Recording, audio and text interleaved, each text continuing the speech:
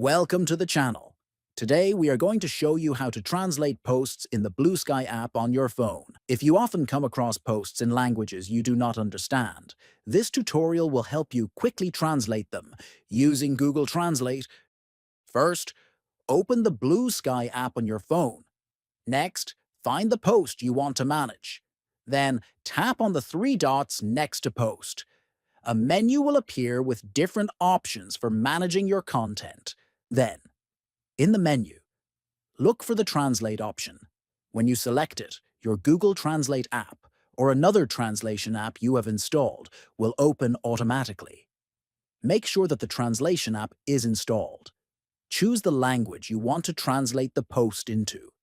The post will then appear in the selected language, making it easy to understand content from around the world. Subscribe to the channel, like this video, and share it with others. Thanks for watching.